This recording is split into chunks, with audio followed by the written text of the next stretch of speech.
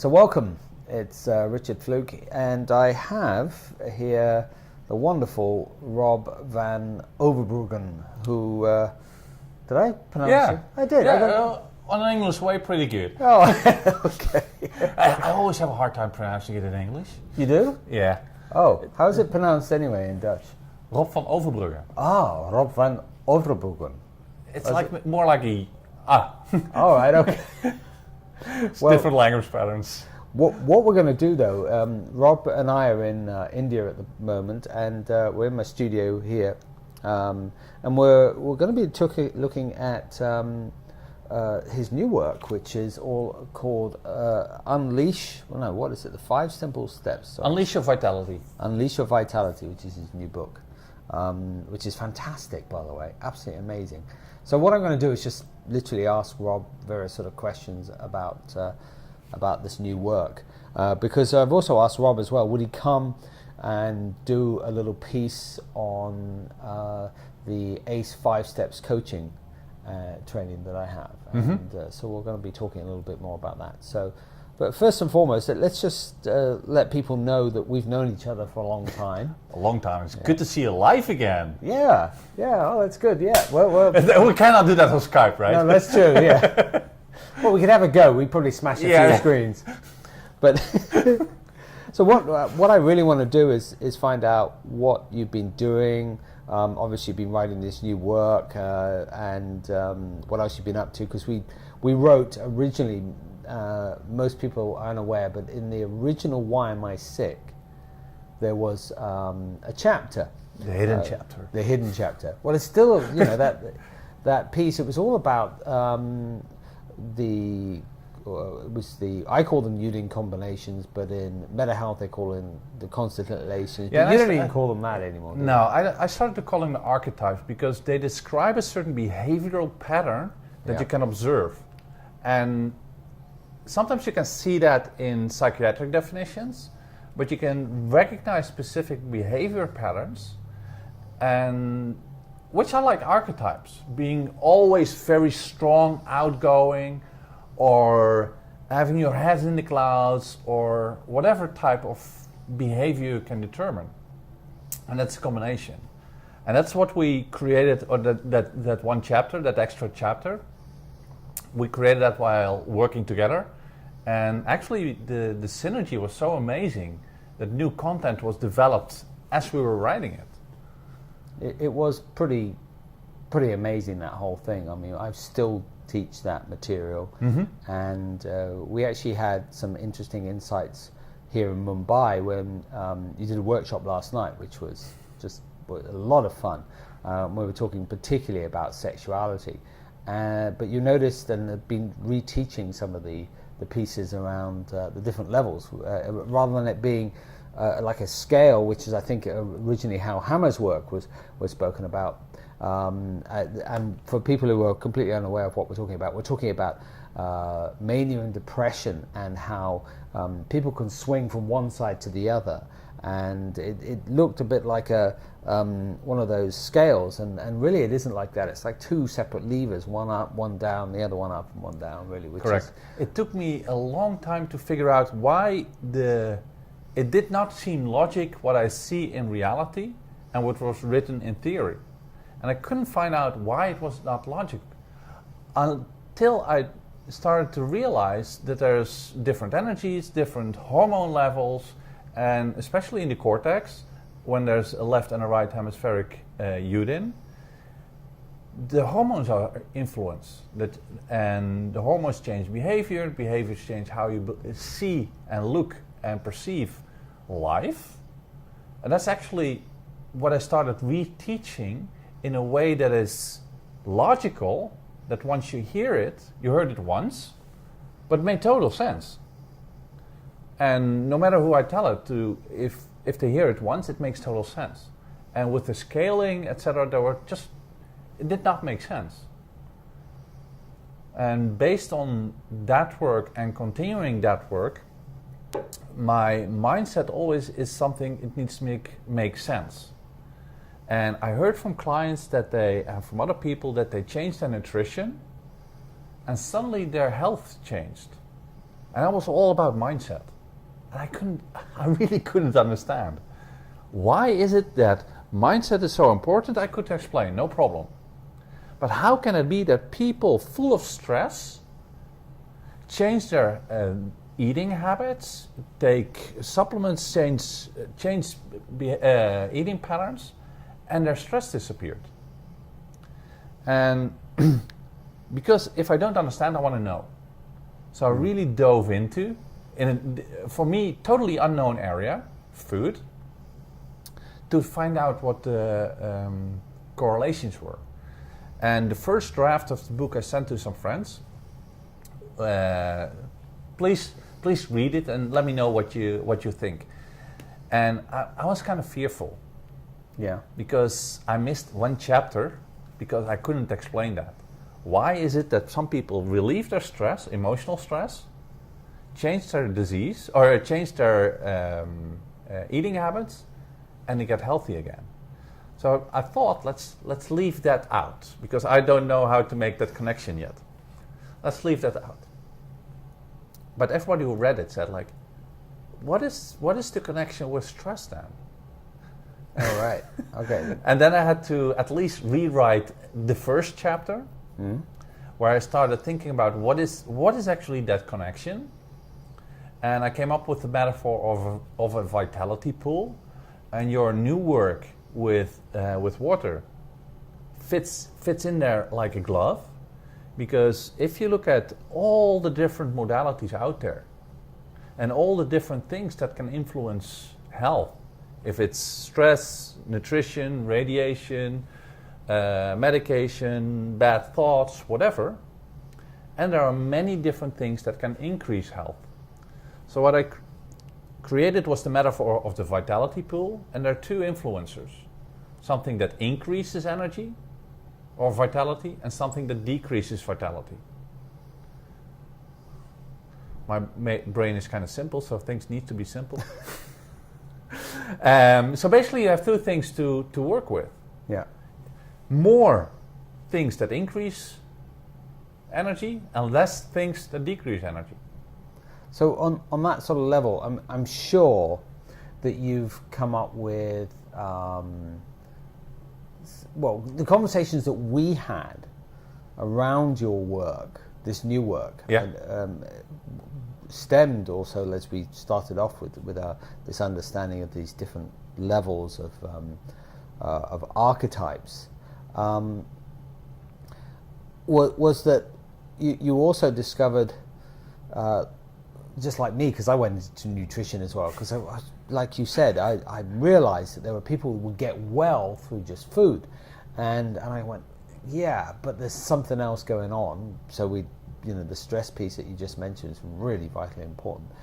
But I never really did the research into the separate vitamins and minerals and everything else, which you've actually done. Mm-hmm. I did a little bit of research, but I was just amazed by the fact that you've actually got lots and lots of material in here, and even gone off and looked at antioxidants and which are the best ones, and all the BS as well that's talked about. It's so amazing. People, can I say bitch? Yeah. People bitch a lot about medicine and how bad pharmaceuticals are. But if you look at the vitamin market, some of them are just as bad and sold as health improving wellness products. Because I don't know how the regulation is in the US, but I know it in the Netherlands, and usually the regulation is pretty similar. If you if you do food fraud, like you put a different label on the product, the fine that you get is maximum about 20 grand. That's marketing budget. I could call up a vitamin manufacturer, say I need 20 cases of vitamin C tablets, and put a lemon on the ingredient list, and make it a nice label, and I don't care what you put inside. Just make sure that the ingredient list said 100% pure vitamin C, whatever. And I can put it on the market. There's no check. Right. And something that really struck to me is the process was in California. It took quite a few years. Many of the big omega-3 producers produced omega-3 that was contaminated with PCBs. No way. Because creating omega-3 is not that hard. It's not that expensive, but creating a clean one, that is the most time-consuming, money-consuming part of creating the tablets. So they created omega-3 with high levels of PCBs, selling it to the public as a health and wellness increasing product, a natural product, while at the same time people were ingesting just PCBs, poison. It was, by the way, it was also not labeled. Includes PCBs. Although it was there. Although it was there. Gee.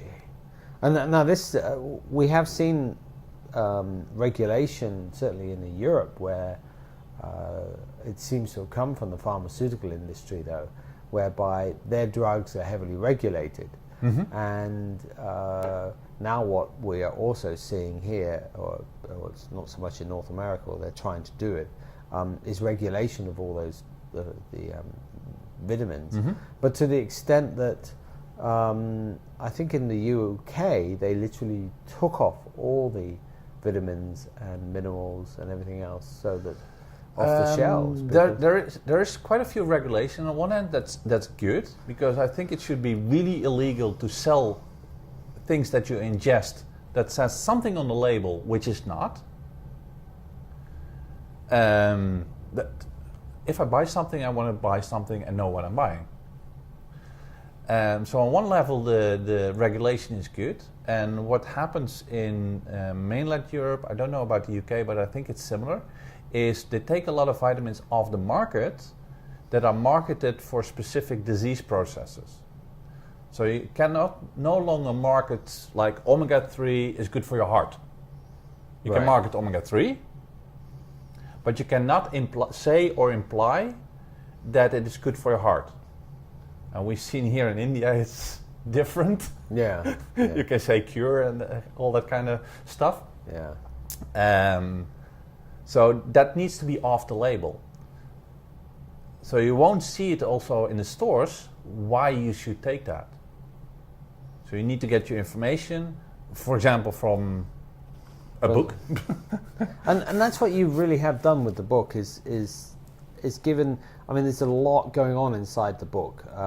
Give people, a quick overview. This one is mine, and it's. I love to see it that way. It's dog-eared and it's used and. Yeah, it's often I'll sometimes drop it in the bath because that's what I'm reading. But, another story for another day. A little bit of overview is first as a wake-up call. People need to know that there are bad things going on with food. They inject meat with sugar. Mm. They sell meat as a different kind of meat. There was a huge scandal that they were selling horse meat as cow meat in the Netherlands. Yeah, I came across that. It's fine if people eat horse meat, but at least put it on the label. Yeah. Injecting with water, etc., which is not okay. Don't they do that a lot with things like chicken? You can often see even when they kill the chicken, they'll put them in a water bath, and of course then they just ingest a lot of water. So, and you can even see that when you cook it, as an example. I don't want to get too much into all of this because it's a whole subject. It's a whole subject, but at least people need to know that it's happening and that they can be aware of it. That when they buy something, they can be aware of it. So the first part is kind of a wake-up call, what's happening in the industry. Mm. At the same time, it's a wake-up call to actually, it's kind of a funny story. That's actually the reason why I wrote the book. I mentioned to my sister that vegetables right now no longer contain the same level of ingredients than 20 years before. And she just didn't believe me. Oh, right. So okay. Do the research. No, then I'm going to do the research. Like, Popeye, right? Yeah. How many cans of spinach does Popeye eat in order to save olive. Oh, usually just one, isn't it? Just one, It's just right? one. Then he had enough iron. That was true like in the old days. If you look at the level of irons in spinach right now, Popeye needs to eat at least 5 or 6 cans to get the same level of ingredients inside of his system. Then Brutus already did something to olive. Right, okay. So that's the other wake-up call, because food is manufactured for increase in productivity, increase in size, increase in weight, increase in beauty. That's how vegetables are sold. Is it large enough? Does it look nice? And does it weigh enough?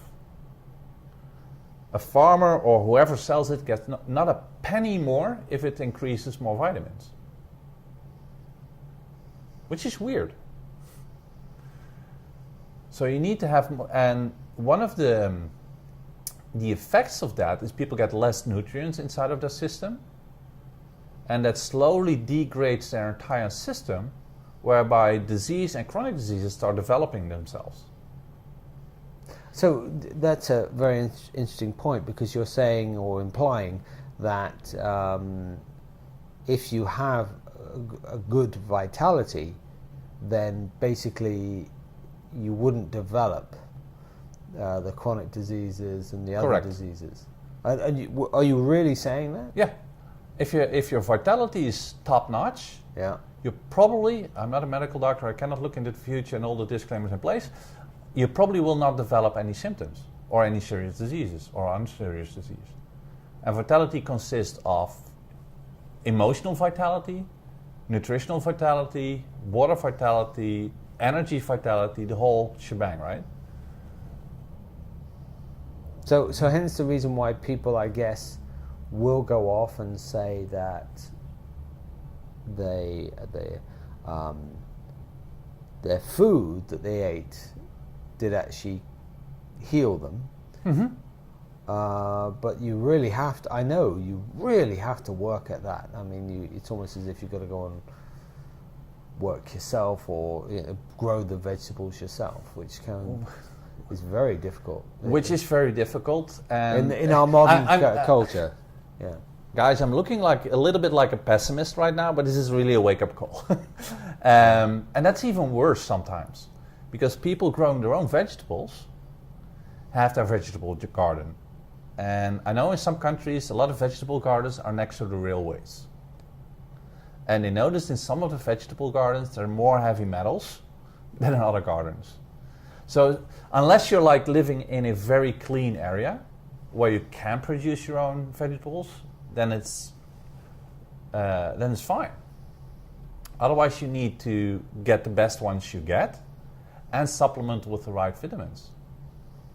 And that does bring me to something else, because I know Hammer actually turned around in his original work, and I often quote Hammer, and said that you don't need to do any vitamins or anything else. You don't need any of these things. We can put him to the test. No problem. Don't eat any vitamin C. Make sure that chemically all the vitamin C in your food is cut out. Well, no, he didn't really say that. He said you will develop scurvy eventually. Yeah. Yeah, you do need it. You can ask any medical doctor, how do we cure scurvy? Yeah, vitamin C. Vitamin C. Right now, you can hear a more global calling for more vitamin D, either in supplements or going into the sun, which was like 3 years ago, it was not heard of. So, but I understand what you're saying there. The thing that I'm interested in, especially from a student basis and myself as well, is that you're talking about vitality, you're talking about vitamins, we're talking about the minerals, and you said something very interesting to me, because, and let's go back to Hammer's work. Hammer actually turned around and said, you don't need to go off and supplement or anything else. This is total bullshit, and your diet could remain with frankfurters and fries for all he cared. And I went, that doesn't seem to make sense, because I know if I ate frankfurters and fries, I'd feel like shit. So I think the key on that sort of basis is, what did you discover in writing this work, which is probably similar to what I discovered. What did you discover that would make someone want to say, okay, I need to know this information. I really want to know what, One of why. the things that I discovered, and that's also one of the reasons why there's so many differences in research. If you look at why is vitamin C useful or not, is vitamin D useful or not, if you go into the medical research, there's a lot of controversy about that, is they test different things. You can test if vitamin D is useful, but you need to have the right structure of vitamin D to actually have it absorbed by the system. And sometimes that's in combination with something else.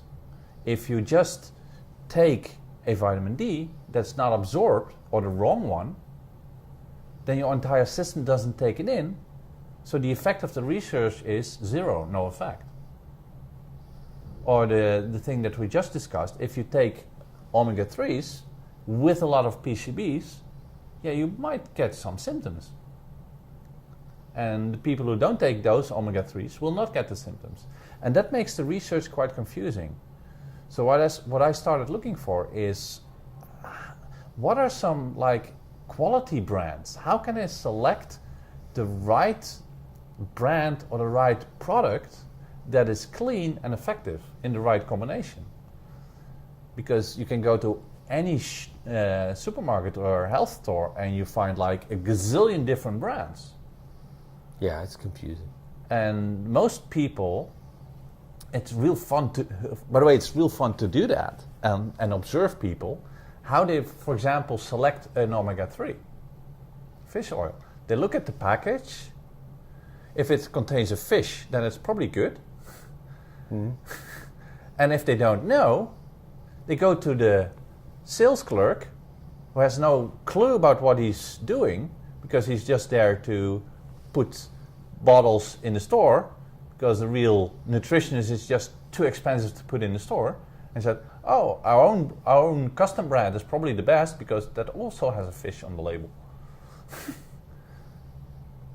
And sometimes in determining which type of supplements you need is just one letter. Like you did some research on ubiquinol Q10, often quoted as Q10 simply. Yeah. There are two forms. With an L at the end, ubiquinol, and with an N at the end, or NE, ubiquinon. You only do two letters in a very long, great word for Scrabble. But the ubiquinol with an L is 8 times stronger. I didn't know that. And it's easy to remember. Non, NE, don't use. So let's come back to... I do want to add one thing, because besides how to select the right supplements, another thing that I noticed is there's a very high correlation between the side effects of medication and the specific effects of nutritional deficiencies. Wow. For example, the statins. It's well known that if you're on statins, you get hip, bone, and muscle aches. It's well known. It's also well known that statins reduce your natural uptake of ubiquinol Q10. When you supplement statins with Q10, the side effects disappear. So I think I compared the side effects of statin and the side effects of low levels of Q10, and they were exactly the same. Slightly different wordings, but for the effects were the same. But even when we look at Q10, it's been proven that, sorry, not Q10, but statins, categorically proven they're a complete waste of time. But people still will take them because the doctor says you've got to take. You're over 50 now. You have to take your statins. That's another story. let's not get all involved with that. I think what we should do is just complete this and talk about what we're going to do in the future with this particular work. So let me explain this briefly. Was that I have something called the 5 steps to getting yourself back to wellness, you or your clients back to wellness naturally. And part of that was all the nutrition piece, and I was going to teach that. And then I spoke to Rob, and he'd written this book, and I went, oh, well, that's even better because all the research has been done, because I know Rob does all this research, and it's fantastic research. He doesn't do it, just a little bit here. He's just, you jump in with both feet, don't you? Yeah. And so what I said to Rob, would you come and do the nutrition piece on the 5 steps, and which I have to train in the next coming months. And Rob said, yes, you would come and train the basics, the absolute basics, because also then there's the next piece after that is the fact that it would be great to be able to then have people, if they want to know more and really get a fantastic understanding of this nutrition piece, to come and train further with you, if that is going to be achievable for you. So anything else you want to say about that? Yeah, that's definitely what we're going to do, is create a specific section for your 5 steps in how to use nutrition to increase the vitality of a client. And what we're going to do in working together, we're going to create a package, something that the practitioner and your students can use to subscribe to prescribe or whatever, to suggest to the client to start taking. Because if you have to do the research yourself and find the proper brands, it takes for ages. Yeah, because you have actually done that research as well. And that was another conversation that that we had, was the fact that you've actually you started off recommending a particular company, and then during your research you found out they weren't as good as they said they were, and then so you went, I'm going to go off and find a really good company. So and you've done that research, found someone that's excellent, and that really piqued my interest as well. So that's something that I'm certainly going to look at, and then from there, and I think that people, when you start to understand, like you were talking about earlier, just to conclude this, was that not all nutritional supplements are the same. In fact, you would probably say most of them are junk, or not. Most of the things you can buy in a store, where you can walk into and get a package, is junk. It increases your wellness more if you throw them into the toilet just after you purchase them than first eating them. Okay. So there's that. What, even something like vitamin C and vitamin D, the basic stuff? If it's not resolved in your system, if it's not absorbed in your system, you don't have use for that. So it's just stocks up in your system, or you pee it out. And vitamin C is kind of okay. It used to be very generic. Now there's new research coming out that it's a little bit more specific than generic. But even for vitamin D. Well, vitamin D is really challenging, isn't it, to get right as well? You've really got to measure your levels and stuff like that. Unless you're getting it naturally from the sun, where the body can... On most vitamins, you cannot really overdose. Yeah, that's the other interesting thing, is that the chances of dying from an overdose of from a drug is really high. It's like 1 in whatever, hundreds or something, isn't it? Or I don't know. It's something. And then the chances of overdosing from vitamins is 1 in 65,000 or something even higher, isn't it? Yeah, there's only 1 or 2 vitamins it's possible to overdose, and for the rest, if you are able to overdose, you pee it out. Amazing, isn't it? So it's not as dangerous as I think the pharmaceutical industry have been portraying them to be, which is what we've seen in Europe and not so much in the United States or Canada, where I'm from, or where I live now. So, yeah, interesting stuff. So much information, way too much information for us to go into. But great talking to you. Great to be here. We've had a lot of fun already. I'm sure we're going to have a lot more fun. And let's just talk about the book briefly again. It's what it's called, the Unleash Your Vitality. It's a little bit of glare. Yeah. So there's 8 simple steps. Unleash Your Vitality, and it's available on Amazon. Yeah. And something that I noticed in my writing is that I include all research. And let's see where it's. I think this one includes, like, if you want to read it and verify it. And this. Let's see if this is all the research. So you can get on the medical literature and find all the research yourself. So medical doctors would find this also very useful, I guess. Yeah, they can reference it. Yeah. Oh yeah, all the references, chapter 17. Yeah, I looked at that and went, okay, because I know you do that. And you've also got some other things. You get a free... Yeah, there's an access code and you get some additional materials. You can get some personal vitality tests.